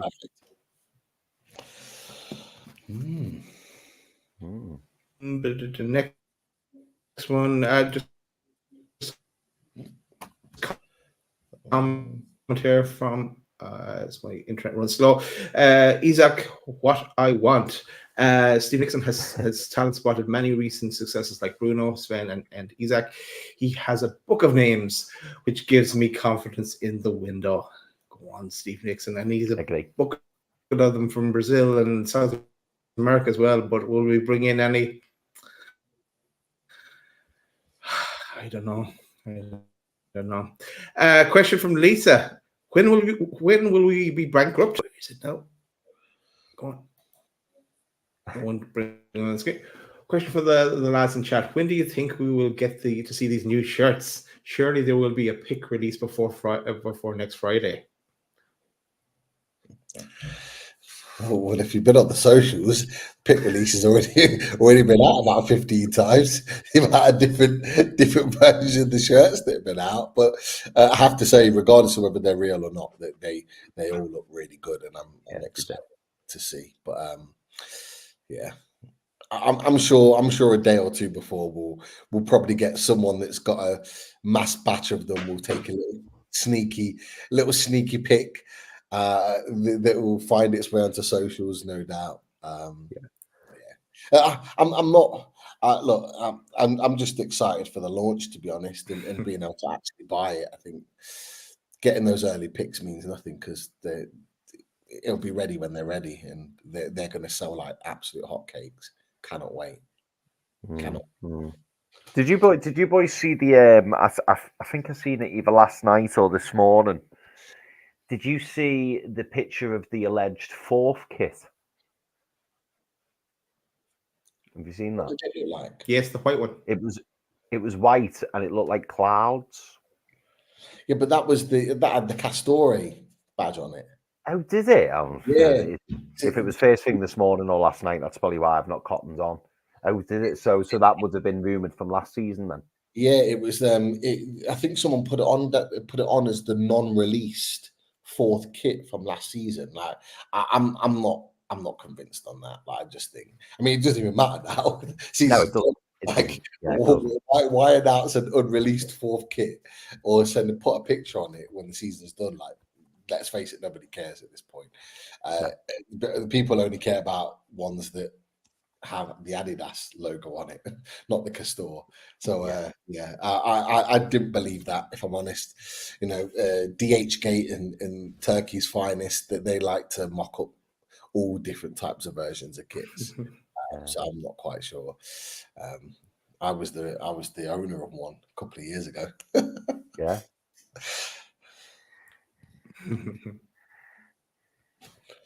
Apologies, my internet has gone very, very slow. So there will be a delay, but we'll try and keep going. This one, Pete. Question for Pete: how many pounds are you going to blow with the new headwear partnership with the new era? Oh yeah, I'm gonna buy a few. I'll be definitely buying a few, that's for sure. I need to have a proper scout on the site and have a look. And yeah, I'll be buying a few hats, so don't worry. You'll be seeing them on here. I'll be showing you when they're delivered and they're in. Maybe in time for the new season. But yeah, I'm worried. I'm not gonna lie. I'm worried about how much I'm going to be spending on some of this gear. I'm going to be skint. But yeah, looking forward to it. I'm going to be searching the net, shall we say, on a regular basis.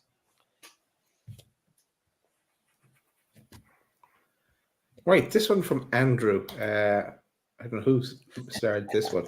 Question, guys: FIFA 2K25 versus EA FC 25. Fight it out.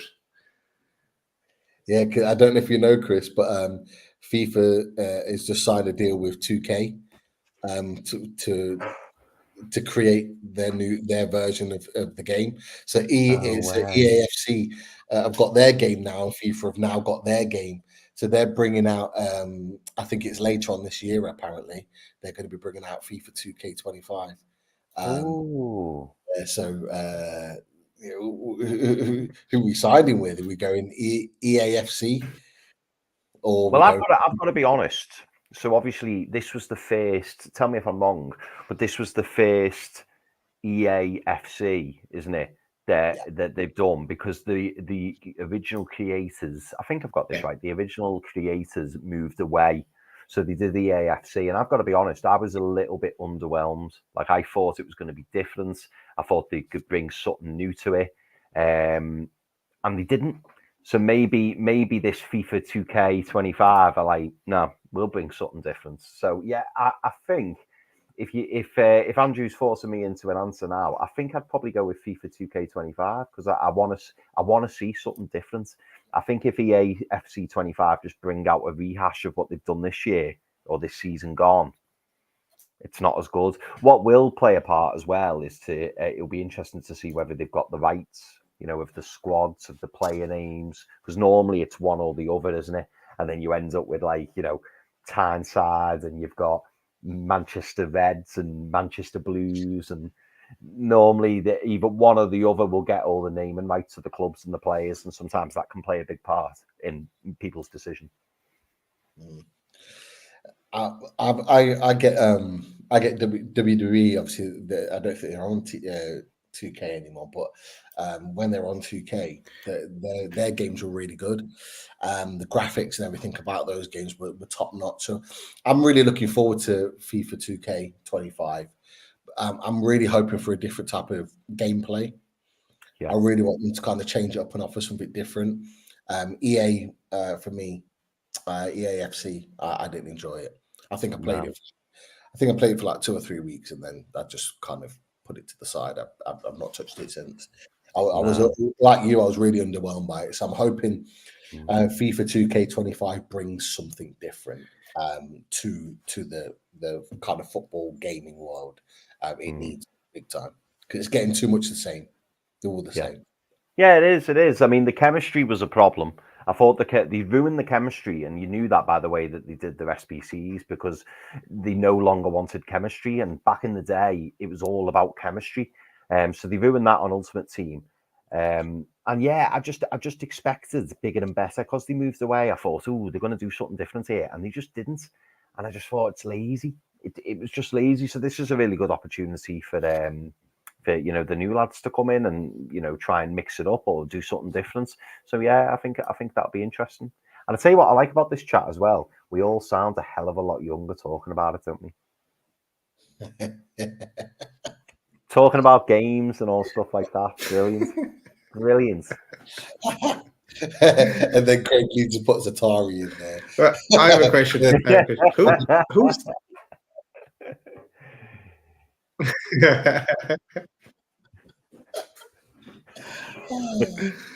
All right, I was going. Who started this question from Luke?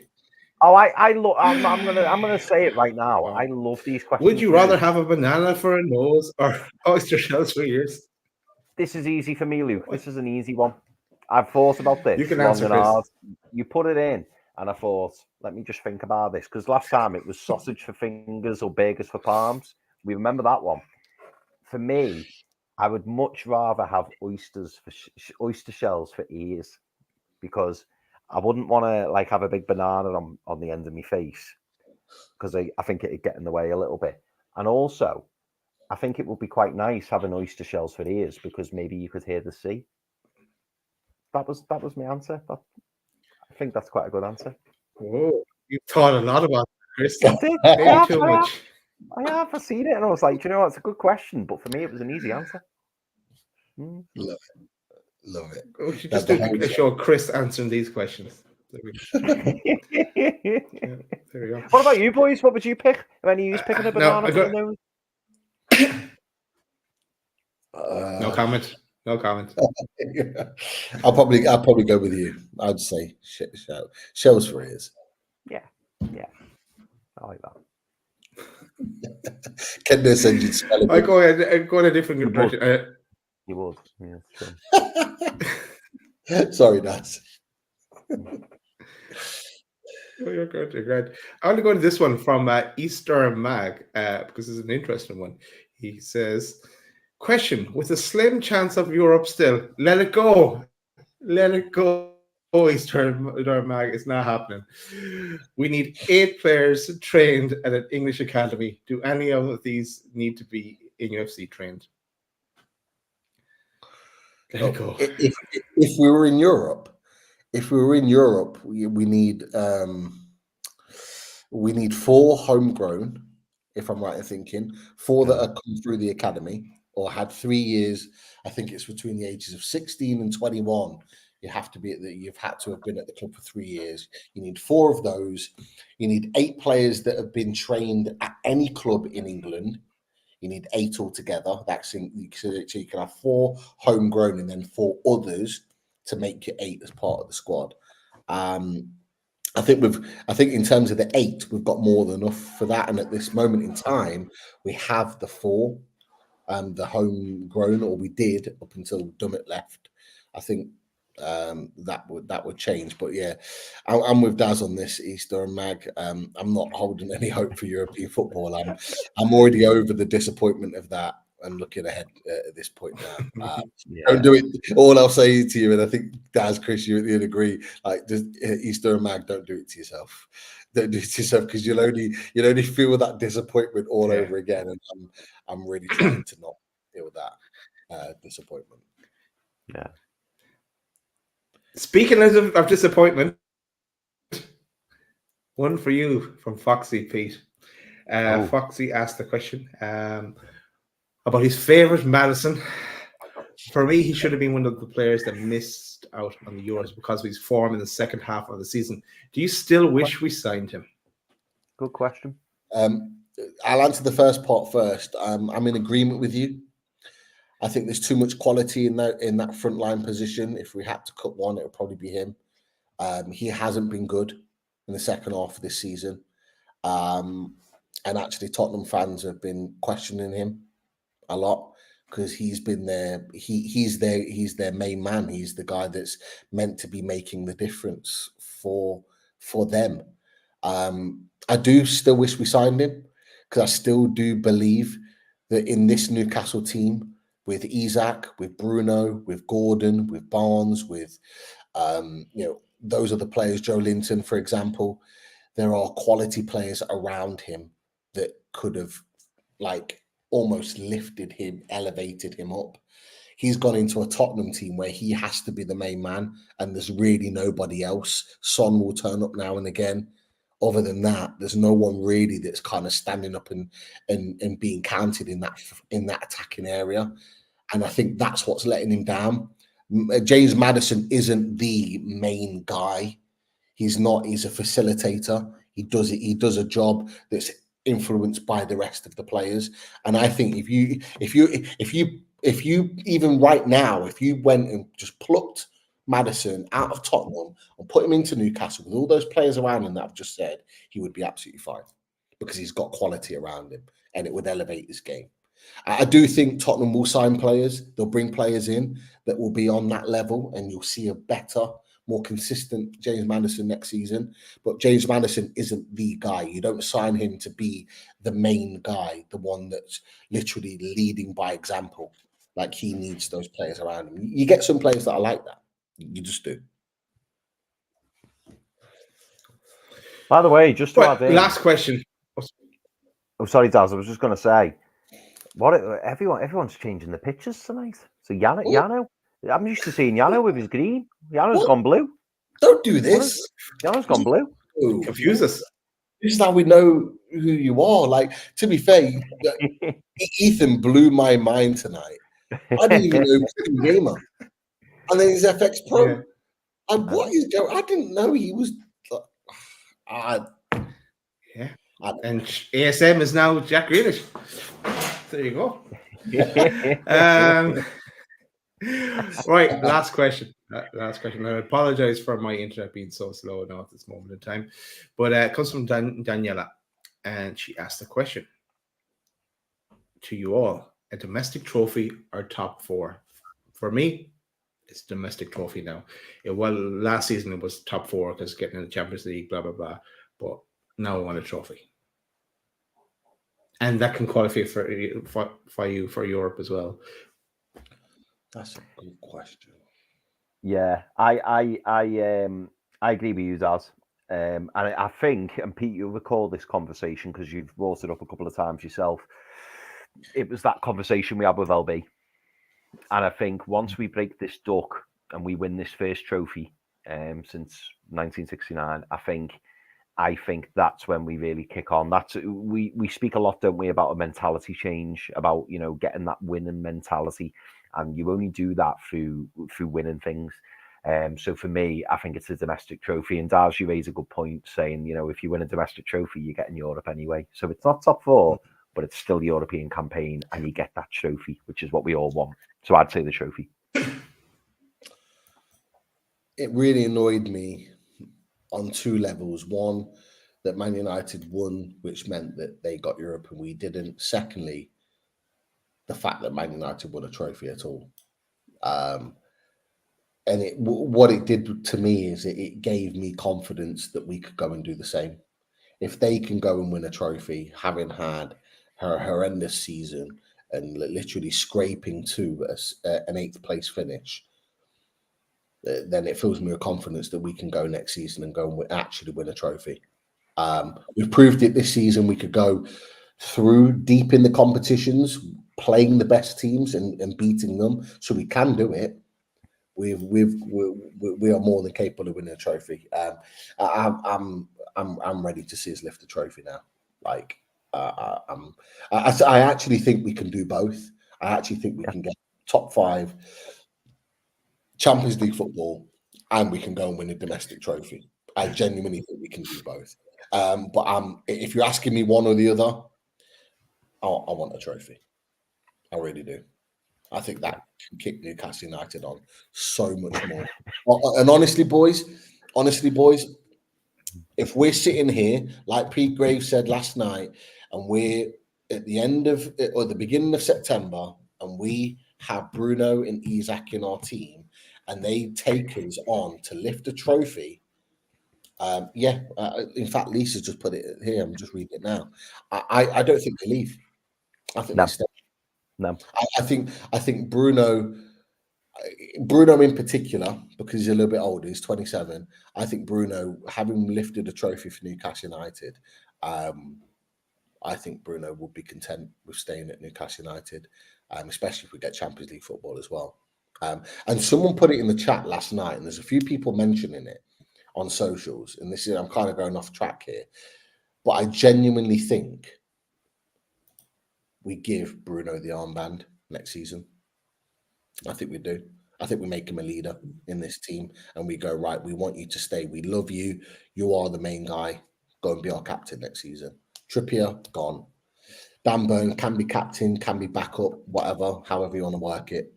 But give him the armband, make him lead this team to glory.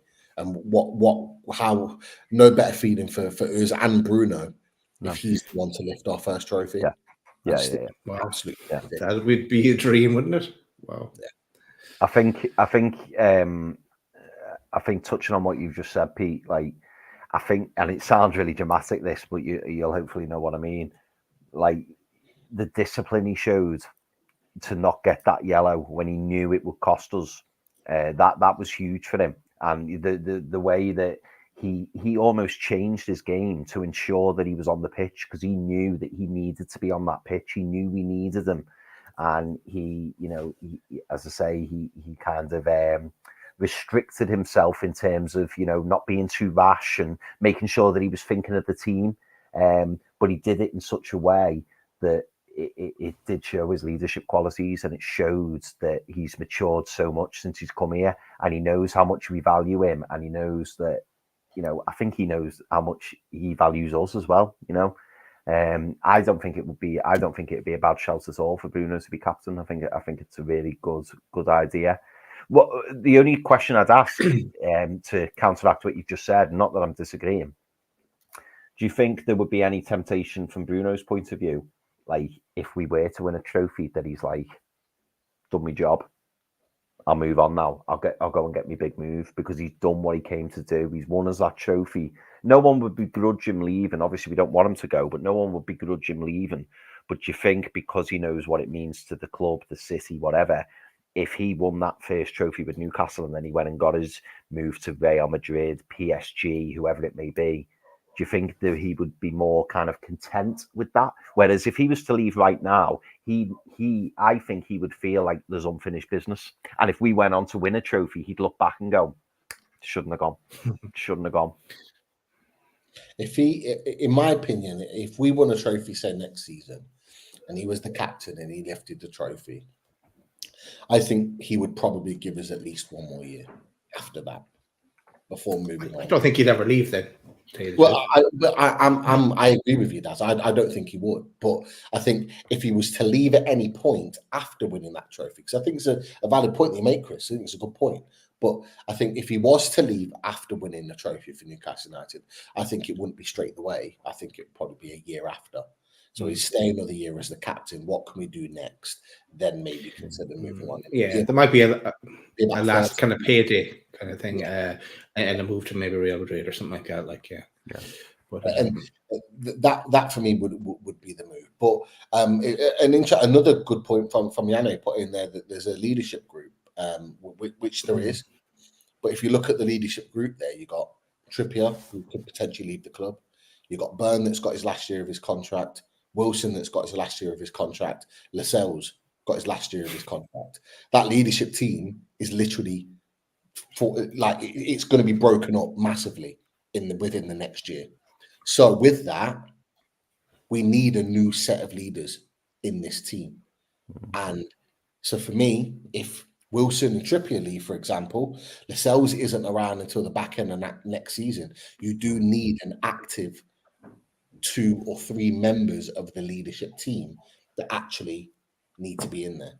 So another question for you then. So Wilson potentially not in the leadership team, Lascelles not in the leadership team. Sorry, who was the other player you said? So Burn, Trippier, Wilson, yeah, Jamal Lascelles.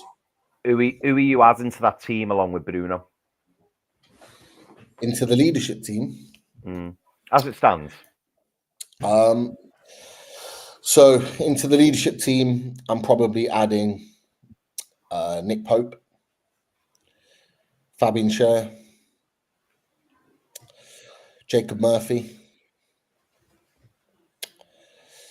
possibly Joe Linton. I was hoping you were going to say Joe Linton. I think Joe Linton and Bruno, between the two of them, yeah, I think it'd be brilliant.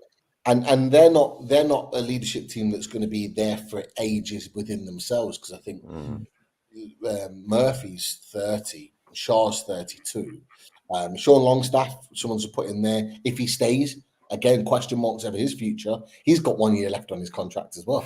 So the ones that you're looking at, for me, I think Pope, because Pope is at least going to be number one, if not backup. So he's going to be here for at least another year or two, in my opinion. So therefore, will be around to be part of that. Jacob Murphy, I still think, has got another 2 or 3 years left at Newcastle United, even if it isn't even as a squad player. Joe Linton, he's here long term. Makes sense. Bruno, you want to keep him long term. And that's without thinking about potentials of any other players coming in that might already be leaders at their own club that might want to come into that leadership team. Then you've got, someone just put in there, Ian McKenna. Then you're looking at long term, your Gordons, your Lewis Halls, your Botmans. They're the ones that you're looking at long term to be the next. So you're looking at kind of a 2 or 3 phase leadership period. Is he not gone yet? Is he not? No, not yet. No. Give him a chance. That's it for the questions, because we'll be here all night. There's still more questions, but we'll be back again. Don't worry about that. We'll be back for more questions and more guests as well, and more surprises. No pressure there now, Pete.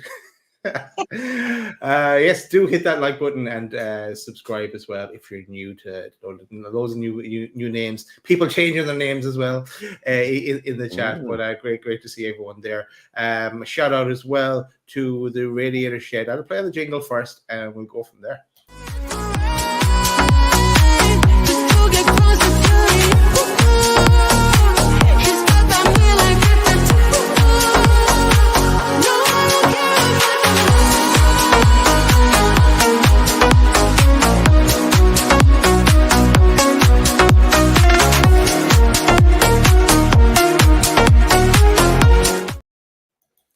What a great time to sort out your radiators as it gets hotter. And contact Russ at theradiatorshed.com. Why are you laughing?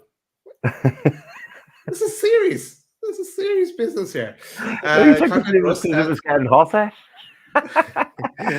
Russ at theradiatorshed.com, or contact Russ also on 077-666-04 112. Hopefully that's his number, or else someone's getting a lot of calls. I reckon it's Pete's number. Yeah, and say loaded 20 and you get 20% off all the products and services. Also, that's been scrolling across the screen at the bottom for half the show. And also we had use the code loaded 20 for manscaped.com as well. And Father's Day is coming up there as well, so check out what they have on offer. Use the code loaded 20. You'll find a little bargain there. I know people are going to be making jokes now in the chat. Yes, check it out what's on offer, and we'll bring you more information as well as we head into June. That's it from us for tonight. You never know when we'll appear again. We're waiting on a signing. We're waiting a while, but we'll keep the shows running up until then. Leave it there, boys. Yeah, let's leave it there. I think so. Come back. Right. Good night, everyone. How'd you like that?